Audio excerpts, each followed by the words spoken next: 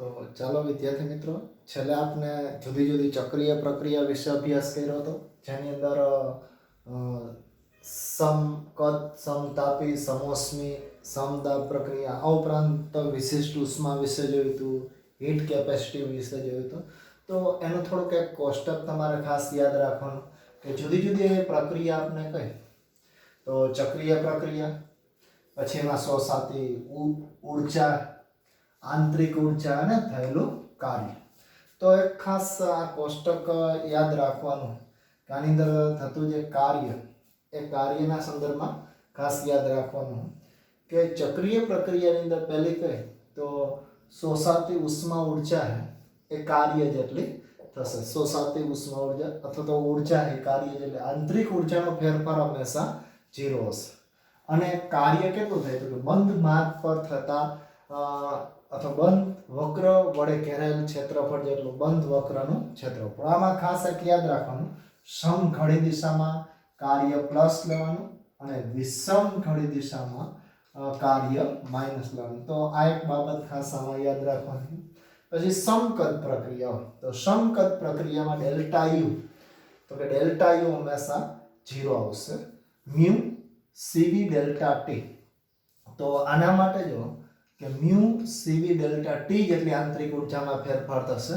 સમકદ, કદ અચળ હોય તો અહીંયા કાર્ય 0 થશે, કારણ કે દબાણ આમાં કદ અચળ હોય તો કાર્ય 0 થશે. આના સૂત્ર આપણે મેળવી ગયા હતા. સમતાપી પ્રક્રિયા, એમાં કાર્ય એ કાર્ય જેટલી ઉર્જા થશે ડેલ્ટા યુ 0 હશે.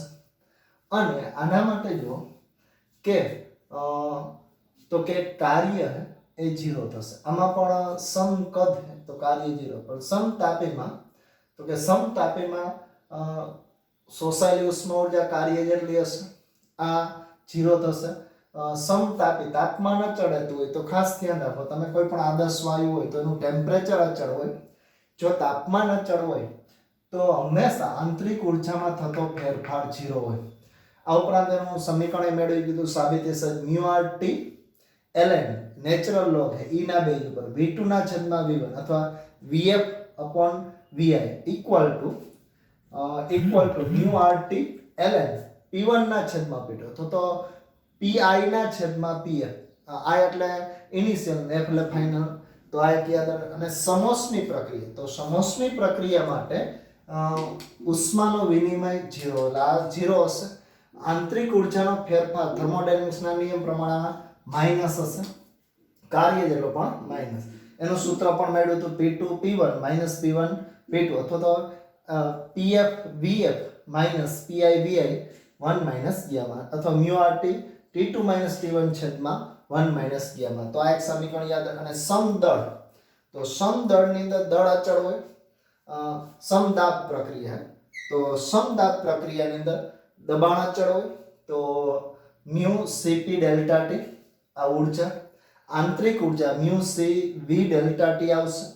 અને થયેલું કાર્ય P V2 માઇનસ V1 અથવા મ્યુ આર ટી, આની જગ્યાએ આદર્શ વાયુ અવસ્થા સમીકરણ લ્યો તો mu R T2 minus T1 કહી શકો, તો ઇનિશિયલ લઈ શકો. તો આ એક કોષ્ટક ખાસ યાદ રાખવાનું, જેના બધા આપને અગાઉ નેક્સ્ટ લેક્ચરની અંદર મેળવી ગયા હતા. તો આ એક કોષ્ટક ખાસ યાદ રાખવાનું. હવે આની ગ્રાફિકલ માહિતી પણ થોડી જોવાની.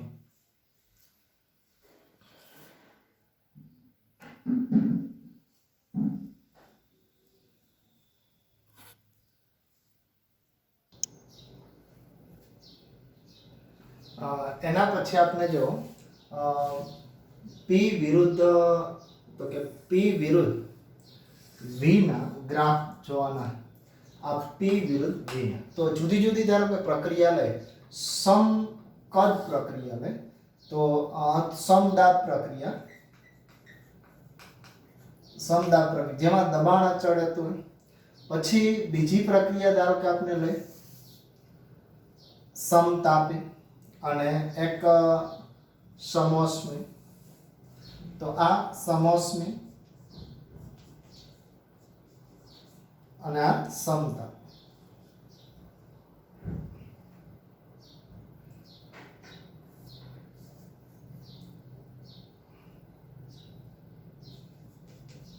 સમતાપી અને સમોષ્મી. આ રીતે આ આખો સમતાપ છે, આ સમતાપ છે, આ સમતાપ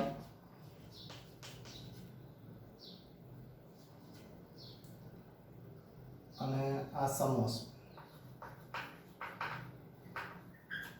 તો આના માટે જો કે આ પ્રકારની પ્રક્રિયા થતી હોય, કયા પ્રકારની પ્રક્રિયા થતી હોય, જો વાયુનું વિસ્તરણ થતું હોય તો આની અંદર તો દબાણ અચળ જ રહેતું હશે, પણ વાયુનું સંકોચન થતું હોય, વાયુનું કદ ઘટતું હોય તો શું હશે, તો કે સમતાપી પ્રક્રિયાની અંદર જો કે વિસ્તરણ દરમિયાન દબાણ ઓછામાં ઓછું હશે અને સંકોચન દરમિયાન દબાણ વધુમાં વધુ હશે.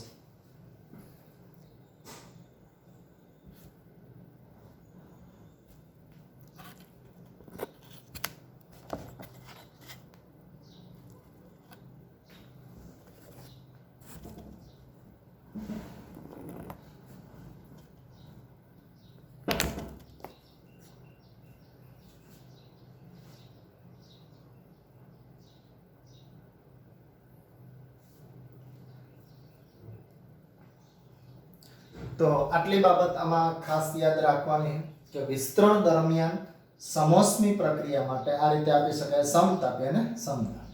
તો આ રીતે તમે પ્રક્રિયા આપી શકો 3 આ ઉપરાંત જો ઇન કેસ ખાલી વાયુનું વિસ્તરણ થાય,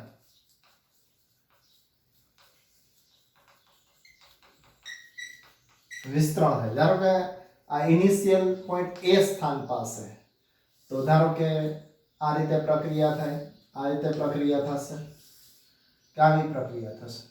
તો આના માટે જો ધારો કે કદ એ ઘટીને અથવા તો વધીને બમણું થઈ જાય, પહેલા ધારો કદ v હોય, કદ વધીને બમણું થાય, તો આ પ્રક્રિયા સમદાબ કેમાં દબાણ અચળ, આ કો v નો ગ્રાફ p વિરુદ્ધ કેમાં દબાણ અચળ, આ સમતાપ સમતાપી અને સમોષ્મી. તો આના માટે જો કે આપણે એવું ગણી શકીએ કે આ બી પોઈન્ટ છે, આ સી પોઈન્ટ અને આ ડી પોઈન્ટ. તો આના માટે તમે એવું ગણી શકાય કે આના માટે આના દ્વારા ઘેરાયેલું ક્ષેત્રફળ છે, આ ડાયરેક્શનમાં આખી પ્રક્રિયા થાય, આ તરફ ના, તો આના માટે જો ક્ષેત્રફળ વધુ છે તો W AB માટે કાર્ય વધુ હશે, એના કરતાનું ક્ષેત્રફળ ઓછું તો AC માટે કાર્ય ઓછું, અને સૌથી કાર્ય ઓછું કેનું થશે, A અને B નું. જો દબાણની વાત કરીએ તો અહીંયા જો પ્રારંભિક દબાણ તો બધાના સમાન, પ્રારંભિક દબાણ સમાન, પણ અંતિમ દબાણ એ અંતિમ દબાણ B નું વધુ, PB વધુ છે, પછી એના કરતા અંતિમ દબાણ C નું ઓછું છે અને સૌથી ઓછું D નું. તો દબાણનો ફેરફાર લે તો આનો દબાણ સૌથી ઓછામાં ઓછો, આના દબાણનો ફેરફાર સૌથી વધુ હશે, દબાણનો ફેરફારમાં વિરુદ્ધ હશે, આનો દબાણનો ફેરફાર સૌથી ઓછામાં ઓછો, એટલે દબાણનો ફેરફાર લગભગ 0 જ ગણી શકાય કે દબાણનો ફેરફાર P AB એ ઓછામાં ઓછો, એનાથી વધુ આનો ફેરફાર હશે ડેલ્ટા PSC, અને સૌથી વધુ ફેરફાર PAD આપી શકાય. તો આ એક આપી શકાય કે આના મદદથી તમે દબાણનો ફેરફાર કેલ્ક્યુલેશન કરી શકાય.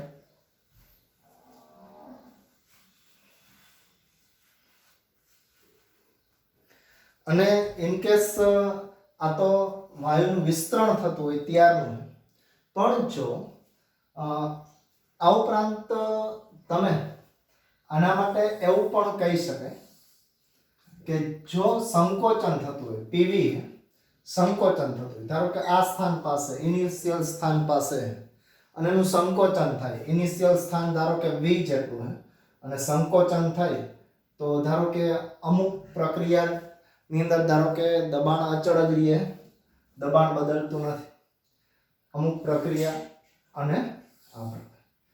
તો આ પ્રકારની જુદી જુદી પ્રક્રિયા થાય. તો આના માટે જો સમોષ્મી પ્રક્રિયા, આમાં ધારો કે V/2 જેટલું થઈ, અડધું થઈ, કોઈ પણ થતું હોય તો આ પ્રક્રિયા A, B, C અને D. તો આ સમોષ્મી પ્રક્રિયા સમતાપી અને સમદાબી.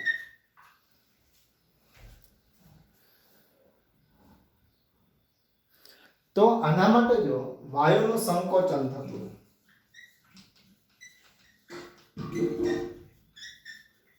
જો વાયુનું સંકોચન થાય તો આ પ્રકારની ઘટના બનશે. તો આના માટે જો સમોષ્મી માટે કાર્ય વધુમાં વધુ હશે.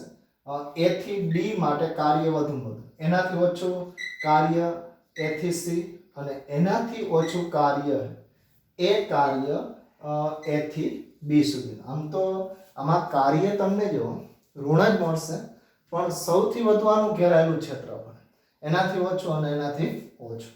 જો દબાણની વાત કરી તો સૌથી અંતિમ દબાણ પ્રારંભિક તો સમાન હશે, PA વધુ હશે, PD વધુ હશે સમોષ્મી પ્રક્રિયા દરમિયાન, PC એનાથી ઓછું અને PB સૌથી ઓછું. ફેરફારની દ્રષ્ટિએ કહીએ તો આનો ફેરફાર સૌથી વધુમાં વધુ હશે ડેલ્ટા AD, એનો ફેરફાર વધુ સૌથી ઓછામાં ઓછો અહીંયા AC અને સૌથી ઓછામાં ઓછો ફેરફાર AB. આમ તો જો આમાં ફેરફાર 0 જ હશે, સમદાબી પ્રક્રિયા માટે ફેરફાર 0. તો આ બાબતે ખાસ ધ્યાન રાખવાની કે જો સમોષ્મી વિસ્તરણ થાય અથવા સંકોચન થાય, બેયમાં દબાણનો ફેરફાર સૌથી વધુ સમોષ્મીમાં હોય, એનાથી ઓછો સમતાપીમાં. આનો ફેરફાર સમદાબમાં લગભગ 0 જ હોય, એમાં ફેરફાર થશે નહીં. કાર્યની વાત કરીએ તો સૌથી આની અંદર જો કાર્ય સમદાબમાં વધુ થશે અને આમાં કાર્ય સમોષ્મીમાં વધુ થશે, પણ આમાં ઋણ કાર્ય હશે કારણ કે કદમાં ઘટાડો થાય. તો આ રીતે તમે ખાસ આટલી બાબત યાદ રાખવાની, જુદી જુદી ગ્રાફિકલ માહિતી. હવે આને લગતા આપણે MCQ થોડાક જોવાના.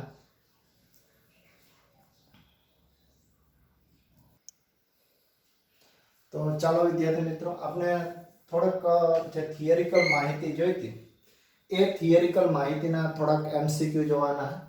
તો 1 થી 4 આકૃતિ માટે, આ 1 થી 4 આકૃતિ છે, એના માટે દબાણ સાથે કદમાં થતો ફેરફાર દર્શાવો. દબાણ એની સાથે કદમાં થતો ફેરફાર દર્શાવો.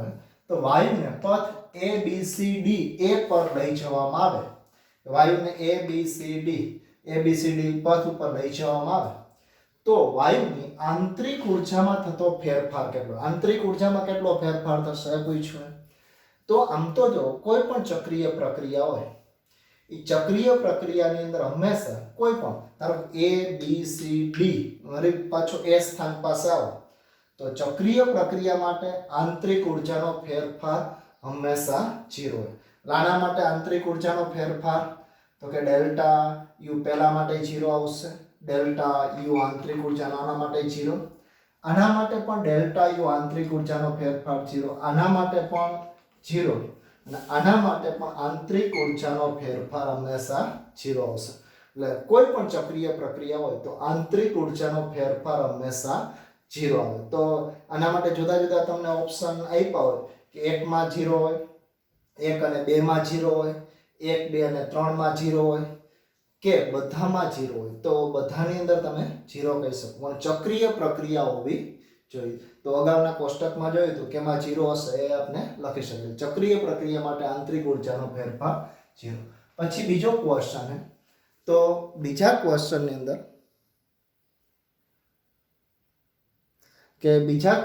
અંદર વાયુના 5 મોલનું તાપમાન અચળ કદે 100 સેલ્સિયસ થી 120 સેલ્સિયસ સુધી લઈ જવામાં, 100 સેલ્સિયસ થી 120 સુધી લઈ જવામાં થાય છે. તો આંતરિક ઉર્જામાં થતો ફેરફાર 80 જેવો હોય. એટલે તાપમાનનો ફેરફાર જો મ્યુ મોલ 5 મોલ, આ 5 મોલ, તાપમાનનો ફેરફાર કેટલો થાય અહીંયા ગમે તેમ આપી શકો, 120 માંથી 100 બાદ કરો 20 સેલ્સિયસ કે કેલ્વિન જેટલો. આંતરિક ઉર્જાનો ફેરફાર 80 જૂલ જેટલો છે. તો અચળ કદે વાયુની કુલ ઉષ્માધારિતા કેટલી, તો હીટ કેપેસિટીનું સૂત્ર હતું Q/Δt. તો Q તમારે મેળવવું પડે, પણ જો અચળ કદ માટે અહીંયા તમે એવું કહી શકો, કદ અચળ હોય તો કદનો ફેરફાર 0, તો થર્મોડાયનેમિક્સના નિયમ મુજબ delta U plus W અથવા delta U P delta V. તો ડેલ્ટા યુ આ તો 0 આવશે, ક્યુ, તો ક્યુ બરાબર ડેલ્ટા યુ થાય. તો અહીંયા આપણે delta you upon delta T મૂકી દઈએ. તો અહીંયા થશે જો ડેલ્ટા યુ એટલે 80 થશે. આમ તો ડેલ્ટા યુ એ તમે અહીંયા મળી શકે, પણ કેના મદદથી મળી શકે? અચળ કદ માટે. તો અચળ કદ માટે ડેલ્ટા યુ એટલે અહીંયા જો મ્યુ સીવી ડેલ્ટા ટી અથવા મ્યુ આર ટી. અહીંયા ધારો કે ડેલ્ટા યુ એટલે શું થશે? Mu R delta T. તો એની કિંમત આપણે મૂકી, આંતરિક ઉર્જાનો ફેરફાર તમને આપ્યો હોય અને આ 20 જૂલ આપેલી, એટલે ટોટલ તમે કેલ્ક્યુલેશન કરી શકો. આનો ડાયરેક્ટ કિંમત મૂકી દો તો હાલે 4 જૂલ પર શું આવશે? કેલ્વિન. એટલે હીટ કેપેસિટી આવશે 4 જૂલ પર કેલ્વિન. કદાચ ન આપ્યું હોય તો આ સૂત્ર દ્વારા પણ તમે કેલ્ક્યુલેશન કરી શકો. એટલે આ સૂત્રનો ઉપયોગ કરીને પણ તમે ગણતરી કરી શકો. પણ અચળ કદ માટે મ્યુ આરટી અથવા તો 1 મોલ માટે હોય તો 5 મોલ માટે 5 ગણી થઈ જશે. તો આ રીતે તમે 4 જૂલ પર કેલ્વિન જેટલી હીટ કેપેસિટી આવે અને જુદા જુદા ઓપ્શનમાંથી કુલ ઉષ્માધારિતા કેટલી હોય એ મેળવી શકે, 4 જૂલ પર કેલ્વિન. તો હવે પછી નેક્સ્ટ ત્રીજો ક્વેશ્ચન જોવાનો.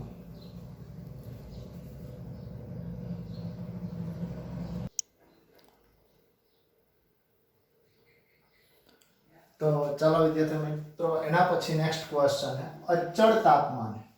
તાપમાન અચળ હોય આદર્શ વાયુ માટે નીચેનામાંથી કયો આલેખ beta equal to -dV/dP v નો દબાણ P સાથેનો ફેરફાર દર્શાવે? કયો આલેખ બીટા વિરુદ્ધ P નો ફેરફાર દર્શાવે? આ બીટા છે, એના વિરુદ્ધ P નો વક્ર કયો હશે એ તમારે કેલ્ક્યુલેશન કરવાનું છે. તો આમ તો જો જુદા જુદા સમીકરણ તમે જોઈ ગયા, સુરેખા હોય તો y is proportional to x હોય, પરવલય હોય તો y is proportional to x square હોય, અને અતિવલય હોય તો y is proportional to 1/x હોય. તો અહીંયા ધારો કે બીટા બરાબર સંબંધ મેળવો ગાણિતિક dV/dP અને 1/v લખી શકાય. તો આને સામે લઈ જાઓ તો બીટા dP બરાબર માઈનસ અથવા માઈનસ આ બાજુ લઈ લે 1/v dV. હવે આનું સંકલન કરી બંને બાજુ ધારો તો બીટા બાર, આનું સંકલન થશે બીટા બાર, આનું p થશે, અહીંયા ln v થશે. તો આના ઉપરથી તમે કહી શકો કે ધારો કે કદ તો અચળ છે, કારણ કે અચળ તાપમાન માટે આખી તમને પ્રક્રિયા આપેલી ln v, તો આમાં કદનો કાંઈ ફેરફાર નથી. તો અહીંયા તમે જો beta is proportional two 1/p કહી શકાય. અથવા ધારો કે તમે એવું પણ મૂકી શકાય અચળ તાપમાન માટે જો p અને v નો ઢાળ લ્યો, p અને v નો ઢાળ લ્યો તો ઢાળ પર તમને શું મળશે? v/p. એટલે આ કદાચ ઢાળના સંદર્ભમાં તમારે લેવું હોય તો અહીં ઢાળના સંદર્ભમાં પણ તમે લઈ શકો, સંકલન ન લ્યો તો ઢાળના સંદર્ભમાં પણ લઈ શકો. આનો ઢાળ મળશે તો કે આનો ઢાળ મળશે v ના છેદમાં p equal to 1/v. v તો દૂર થશે તો અહીંયા જો beta is proportional to p અથવા બીટા p બરાબર અચળ. તો આ અતિવલયનું સમીકરણ, તેનો ગ્રાફ અતિવલય આકારનો આવશે, આખો અતિવલય આકારનો ગ્રાફ આવશે. એટલે આના માટે અતિવલય તમે કહી શકાય. પછી ચોથો ક્વેશ્ચન, આપેલ જથ્થાના આદર્શ વાયુનું દબાણ P જેટલું છે અને નિરપેક્ષ તાપમાન T, તો વાયુનું સમતાપી બલ્ક મોડ્યુલસ કેટલો હોય? સમતાપી બલ્ક મોડ્યુલસ કેટલો હોય? તો આમ તો જો બલ્ક મોડ્યુલસ ની આપણે વ્યાખ્યાયિત કરતી ઘટના જોઈ હતી. બલ્ક મોડ્યુલસ એટલે શું થશે? ડેલ્ટા P છેદમાં ડેલ્ટા V/V, દબાણના છેદમાં કદ વિકૃતિ. પણ તમે આને આમે લખી શકાય બલ્ક મોડ્યુલસ ની અંદર delta P upon delta V અને આ V ઉપર વહી જશે. આની જગ્યાએ જો સમતાપી પ્રક્રિયા હોય તો સમતાપી પ્રક્રિયા માટે આપણે ઢાળ જોયું હતું ડેલ્ટા V/V, તો P/V આવતું. તો અહીંયા તમે P/V મૂકી દો, માઈનસ આ બાજુ આવી ગઈ P/V ગુણ્યા V.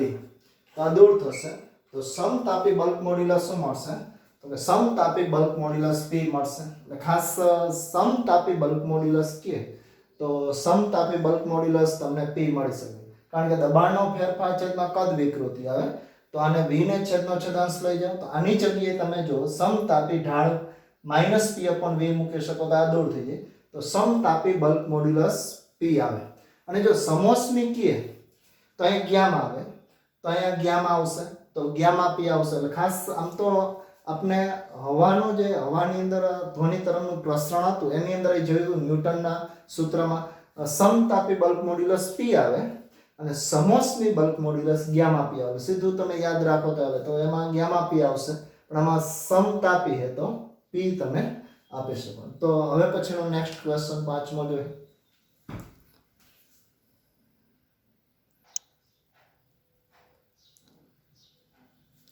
હવે પછી એના પછી નેક્સ્ટ ક્વેશ્ચન બે વાયુઓ માટે સમોષ્મી પ્રક્રિયામાં P વિરુદ્ધ V નો આલેખ 1 અને 2 અનુક્રમે કયા વાયુઓ છે અનુક્રમે પહેલા માટે કયો પહેલો વાયુ હશે બીજા માટે કયો વાયુ હશે તો અહીં જો બે સમોષ્મી પ્રક્રિયા માટે કીધું તો સમોષ્મી પ્રક્રિયા માટે P વિરુદ્ધ V નો ઢાળ એ ઢાળનું સૂત્ર તમે આપી શકો કે ડેલ્ટા P/delta V બરાબર માઈનસ ગામા P/v તો કોઈ પણ માટે જો આમ તો આ P વિરુદ્ધ V નો ઢાળ એ ગામા ઉપર ડિપેન્ડન્ટ ધારો કે આના માટે તમે V ના મૂલ્ય અને P ના મૂલ્ય પસંદ કરો તો ઢાળ ગામા ઉપર આધાર રાખે તો જે વાયુ માટે ગામા વધુ હોય એના માટે અહીંયા ઢાળ એ વધુ હશે તો જનરલી જો આમ તો ગામાની કિંમત આપણે જોઈ હતી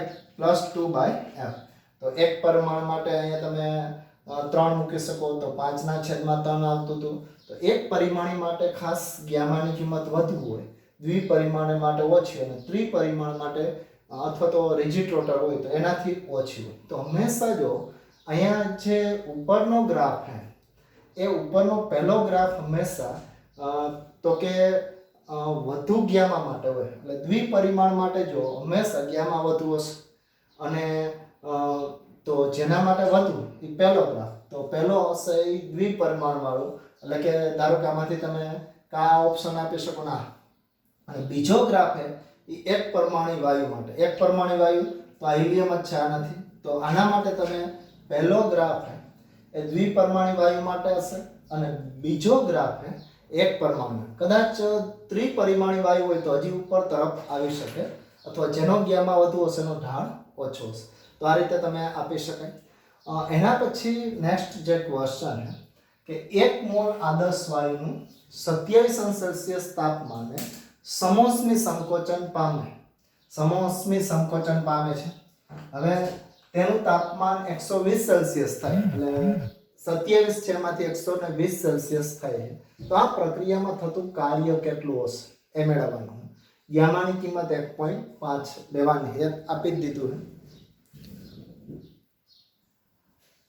તો આના માટે જો ગામાની કિંમત તમારે 1.5 1 મોલ આદર્શ વાયુનું 27 સેલ્સિયસ તાપમાને સમોષ્મી સંકોચન પામે છે અને તેનું તાપમાન 102 સેલ્સિયસ થાય તો આ પ્રક્રિયામાં થતું કાર્ય કેટલું હશે મેળવવાનું તો આમ તો જો સમોષ્મી પ્રક્રિયા માટે કાર્ય તાપમાન આધારિત આપણે સૂત્ર મેળવી દે μRT T2 - T1 છેદમાં 1 - ગામા તો 1 મોલ વાયુ એટલે અહીંયા તમે ધારો કે મ્યુ ખાલી આવશે R T2 - T1 R ની કિંમત 8.314 આવે અથવા T2 - T1 તો અહીંયા જો 102 માંથી 27 બાદ કરી છેદમાં 1 - ગામા એટલે 1.5 તો આના માટે જો કેલ્ક્યુલેશન કરો તો 8.314 ગુણ્યા આમાંથી 27 બાદ કરો તો 75 આવશે છેદમાં 0.5 પણ માઈનસ એટલે આ કાર્ય તો માઈનસ જ મળશે પણ કેટલું મળશે જો તો કેલ્ક્યુલેશન તમે કરો તો આ બે ઉપર ગુણી જે લગભગ 16.62 જેવું થઈ જશે ગુણ્યા 75 તાનો તમે કેલ્ક્યુલેશન કરો તો લગભગ 75 અને ગુણ્યા 16 સાથે ગુણાકાર કરી દો તો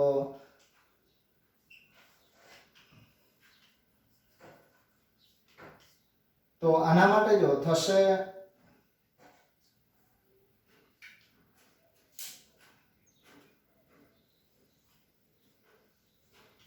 લગભગ એપ્રોક્સિમેટલી 1200 જેવું તમે કહી શકો, અથવા તો જ્યાં 62 કે ની સાથે ગુણી દો તો એના માટે જો 62 કે ની સાથે ગુણી દો તો લગભગ અહીંયા તમે 1200 ની આસપાસ મળી શકે, લગભગ 1245 જૂલ જેવું કાર્ય થશે. આમ કાર્ય એ 1245 જૂલ જેટલું કાર્ય થશે. તો આ સૂત્રની મદદથી તમે કેલ્ક્યુલેશન કરી શકો. સમોષ્મી પ્રક્રિયા એટલા માટે, એટલે ખાસ કાર્યનું એ સમીકરણ યાદ રાખો કે આદર્શ વાયુ માટે 27 સેલ્સિયસ તાપમાન સમોષ્મી સંકોચન કરો. સમોષ્મી સંકોચન માટે કાર્યનું તમે કેલ્ક્યુલેશન આ રીતે ગણતરી કરી શકો. એપ્રોક્સિમેટલી આટલો તમે આપી શકો. 75 ગુણ્યા 16.62 કરી અને તમે ગણતરી કરી શકો. હવે પછીનો નેક્સ્ટ ક્વેશ્ચન એ જોવાનો.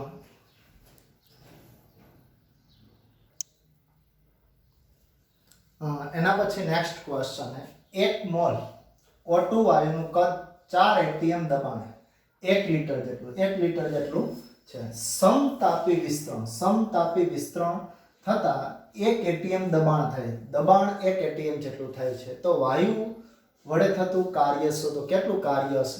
તો સમતાપી પ્રક્રિયા માટે આપણે જોઈએ, જો દબાણનો ફેરફાર હોય તો mu RT ln અહીંયા તમે શું કહી શકો, P1 ના છેદમાં P2. P1 ના છેદમાં P2 આવશે. તો આ એક સમીકરણ તમે આપી શકાય. તો mu એટલે અહીંયા 1 મોલ જથ્થો, R ની કિંમત 8.314 છે. તાપમાન કેટલું છે? તો કે અહીં તમે તાપમાન નથી આપેલું.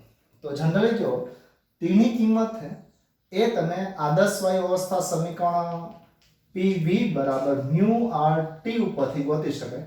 તો T બરાબર શું થશે? PV upon mu R થશે. તો અહીંયા કદાચ ડાયરેક્ટ તમે ઇન કેસ આ સમીકરણની અંદર જો ડાયરેક્ટ કિંમત મૂકી દીધી હોત તો યાદ કે અહીંયા mu R ની જગ્યાએ સીધી તમે PV ની કિંમત મૂકી શકાય. અહીંયા P into V L P1 દબાણ લઈ લે P2, કારણ કે આની જગ્યાએ સીધી આ તમે કિંમત મૂકી શકો. તો P1 એટલે જો 4 atm એટલે 4 ગુણ્યા 10 ની 5 ઘાત એપ્રોક્સિમેટલી લઈ લે.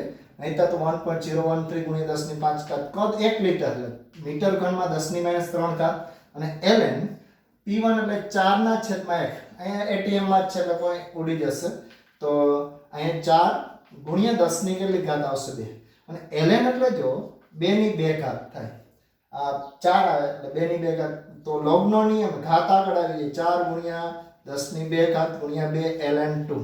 તો 4 દુ 8 ગુણ્યા 10 ની 2 ઘાત એટલે 800 થશે. આનો log 0.693 થશે.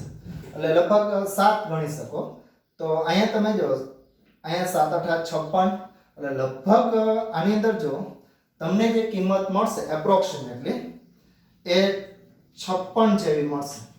અને 10 ની આ 2 ઘાતાને આપી દો તો હાલે. તો આ કિંમત છે એ કેલ્ક્યુલેશન તમે કરી શકો 10 ની 5 ઘાત અને 4. તો લગભગ 562 જેવી કિંમત એપ્રોક્સિમેટલી તમે કહી શકો. આટલું કાર્ય આ એપ્રોક્સિમેટલી ની નિશાની છે. તો આ રીતે તમે કેલ્ક્યુલેશન કરી શકાય. તો અહીંયા તમે ધારો કે કેલ્ક્યુલેશન કરીને 562 જૂલ જેટલું કાર્ય થશે. એટલે આદર્શ વાયુના સમીકરણ આ સમીકરણની અંદર PV બરાબર mu RT મૂકી અને ગણતરી કરી શકો. એવો જ ક્વેશ્ચન નેક્સ્ટ છે કે 400 કેલ્વિન તાપમાન, 400 કેલ્વિન જેટલું તાપમાન હોય તો 400 કેલ્વિન તાપમાને 5 મોલ વાયુનું વિસ્તરણ થઈ કદ V થી 2V જેટલું થાય. V થી વધીને 2V થાય. તો વાયુ દ્વારા થતું કાર્ય શોધો. કેટલું કાર્ય હોય? તો અહીં જો વાયુનું વિસ્તરણ થાય અને કદ એ બમણું થાય. તાપમાન એ અચળ જ છે, જો તાપમાન બદલતું નથી. તો આ તાપમાન બદલતું ન હોય તો એમ કહી શકાય સમતાપી પ્રક્રિયા. અને સમતાપી પ્રક્રિયા માટે W બરાબર હમણાં સૂત્ર જોયું એમ તમે આ સૂત્ર આપી શકો PV mu RT P1 ના છેદમાં P2. પણ આમાં કદ આપ્યું છે તો mu RT ln V2 ના છેદમાં V1. આમાં V2 ના છેદમાં અહીંયા 5 મોલ વાયુ 8.314 આવશે. ટીની કિંમત 400 અને ln v2 એટલે 2v, અંતિમ કદ 2v અને આ v, તો આ દૂર થશે અને એનો તમે ગુણાકાર કરો તો 5 ચોક 20 એટલે 2 8.314 અને આનો લોગ 0.693 અથવા તો તમે લગભગ 7 જ ગણી શકાય. તો અહીંયા 2 ગુણ્યા 814 આને તમે 8 જેટલું લઈ લ્યો, આ મીંડાને આપી દો અથવા તો ઘાત લઈ લ્યો 10 ની, અહીંયા તમે 8 ગણી નાખો એપ્રોક્સિમેટલી આ કેલ્ક્યુલેશન કરી, ગુણ્યા 10 ની 2 ઘાત અને ગુણ્યા 0.7 અથવા તો 7 ગણતરી કરી નાખો તો 56 અને પછી આની તમે કેલ્ક્યુલેશન કરો તો 56 ગુણ્યા 2 થશે, તો 56 ગુણ્યા 2 થશે અને આની તમે ગણતરી કરશો તો એ લગભગ કિલોની અંદર આવી જશે. તો આની અંદર જો તમે કેલ્ક્યુલેશન કરો તો 8 દુ 16 ગુણ્યા 7 ગુણ્યા 10 ની 2 ઘાત, તો ધારો કે કેલ્ક્યુલેશન કરી દો 16 ગુણ્યા 7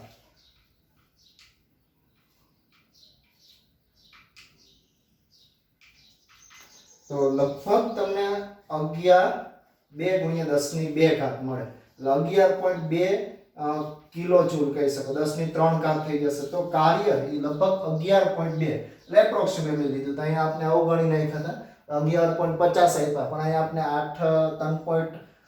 8.314 ની જગ્યાએ ખાલી 8 લઈ લીધા હતા, આની જગ્યાએ 1 ખસેડી દીધો, 7 લઈ લીધા એટલે લગભગ તમે એપ્રોક્સિમેટલી 11.5 કિલો જૂલ જેટલું કાર્ય થશે. તો આ રીતે આવા જુદા જુદા ઘણા બધા સમતાપી સમોષ્મી પ્રક્રિયા માટે કાર્યની એની ગણતરી કરી શકાય. હવે પછી આપણે આના જુદા જુદા થર્મોડાયનેમિક્સના હજી ઘણા બધા MCQ તમે પણ સોલ્વ કરજો.